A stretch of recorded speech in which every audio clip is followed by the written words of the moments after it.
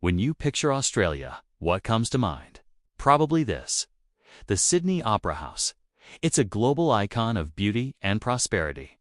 A sun-drenched nation famous for its stunning beaches, wild deserts, and a friendly, laid-back culture. It's seen as a land of opportunity, the good life down under. But just over 200 years ago, that glittering harbor wasn't a city. It was the start of the world's largest, most remote prison, a place some called Hell's Gate. This prosperous nation was built by over 162,000 souls banished to the other side of the world. And this isn't a story about hardened criminals. It's the story of how a nation was forged from the brutal labor and shocking suffering of men, women, and children, many sent here for crimes as small as stealing a loaf of bread. This is the story of Australia's dark and secret foundation.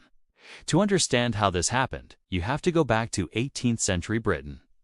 Forget the Australia you know, and picture the streets of London or Manchester. The Industrial Revolution is roaring. The cities are exploding, choked with smoke and crammed with people desperate for work. But for many, there isn't any. Poverty is everywhere, and desperate people do desperate things. The legal system at the time was merciless, often called the Bloody Code. Over 200 offenses were punishable by death. You could be sent to the gallows for stealing a sheep or cutting down someone else's tree. For decades, Britain had a grim solution for its crowded prisons. It shipped its convicts to the American colonies. But after the American Revolution, that door slammed shut. Suddenly, Britain had a crisis. Its prisons were overflowing. They started using decommissioned Navy ships called hulks as floating jails. Moored in rivers like the Thames, these rotting ships were cesspools of disease. Conditions were so horrific that death from typhus and cholera was rampant. In the first few years, mortality rates were as high as 30%. Britain needed a new dumping ground. They found it in the journals of Captain James Cook, who had charted the coast of a vast, mysterious southern land he called New South Wales. One spot, Botany Bay, seemed suitable. To the British government, it was the perfect solution, a place so isolated that escape would be impossible. It was, literally, the other side of the world. The plan wasn't to build a new society. It was to build a penal colony, a prison continent. Between 1788 and 1868, more than 162,000 convicts were packed onto over 800 ships for the longest forced migration in modern history, and their crimes. You might imagine murderers and violent thugs, but you'd be wrong. The vast majority, about 80%, were convicted for petty theft. People like Elizabeth the Carey, given 7 years for stealing 5 handkerchiefs, or John Red Kelly, transported for stealing 2 pigs. His son would later become Australia's most infamous outlaw, Ned Kelly. And there were children. The youngest on the First Fleet was John Hudson. He was sentenced at just 9 years old for breaking and entering, and was only 13 when he arrived in Australia. Then there were the political prisoners. Irish rebels, Scottish protesters, English Unionists, men and women punished for daring to challenge the powers that be. Britain wasn't just emptying its jails. It was exporting its problems, its poor, and its dissidents to a land it knew almost nothing about. This wasn't a journey of hope. It was a one-way ticket to what they were told was a barren, hostile land. For most, it was just a slower, more agonizing death sentence than the gallows. They were the refuse of a changing world, swept to a corner of the globe to be forgotten. But they weren't forgotten. Against all odds, they would build a nation. The journey itself was the first test on 8 months' nightmare on what many called a floating hell. Below deck, convicts were crammed into dark, damp, suffocating spaces, often unable to even stand upright. The air was thick with the stench of sickness and unwashed bodies. Rats were everywhere, and diseases like dysentery and scurvy ripped through the decks. Imagine being chained in the dark, tossed about by violent storms in the middle of an unknown ocean. The First Fleet was actually well managed, with a death rate of around 3%. But some later voyages were infamous for their cruelty. The private contractors who ran the Second Fleet were paid per convict, whether they arrived dead or alive. It was a recipe for disaster.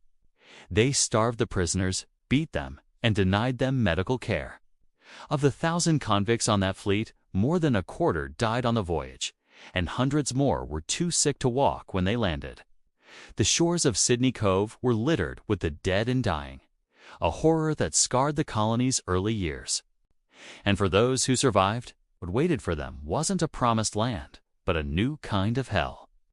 The early settlement was on the brink of starvation. The soil was poor, and the convicts, mostly from cities, knew nothing about farming. Their rations were meager flour, salted meat, dried peas, barely enough to fuel a day of hard labor. And that labor was their life. Dawn to dusk, 7 days a week. They worked in chain gangs, the clinking of their leg irons, the grim soundtrack of the new colony. They had the monumental task of building a settlement from nothing. They cut timber, quarried stone, and laid the foundations for the roads and buildings that would become Sydney. Discipline was enforced with the lash. The smallest offense, larceny, answering back, trying to escape, was met with a flogging from the Cato Ninetails, a whip designed to tear flesh from bone.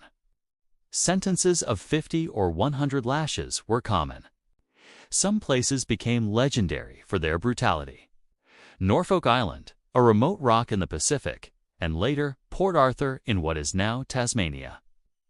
Port Arthur was designed as the ultimate punishment, a prison for the worst of the worst. It was a natural fortress, surrounded by shark-infested waters and connected to land by a narrow strip called Eagle Hawk Neck, patrolled by soldiers and a line of vicious, half-starved dogs. Escape was considered impossible. The cruelty at Port Arthur was psychological too. In the 1840s, they built a separate prison, a place designed to break a man's spirit through silence and isolation. Prisoners were kept in small cells for 23 hours a day. When they were let out for their 1 hour of exercise, they had to wear masks to prevent them from seeing another human face. Silence was absolute. The goal was to make them reflect on their sins, but the result was often madness. Many were driven insane by the sensory deprivation, their minds shattering in the crushing silence. And what about the women? The roughly 25,000 female convicts sent to Australia faced a double hardship. On top of the labor and punishment, they were thrown into a society wildly out of balance, vastly outnumbered by men. They were often exploited and treated like property. Yet their story is also one of incredible resilience. They formed communities, raised families, and were vital in turning a raw penal colony into a society. Out of this despair came incredible stories of endurance. Take William Buckley, a former soldier transported for life. He escaped his settlement in 1803. His friends turned back or died, but Buckley kept going. Alone and starving, he was found by a group of Wathaurong Aboriginal people. Believing he was the ghost of a dead elder, they took him in. For the next 32 years, Buckley lived as one of them, forgetting his own language and his past. When he finally re-emerged in 1835, he was a bridge between two worlds. His story is a powerful testament to the sheer will to survive that defined the convict experience.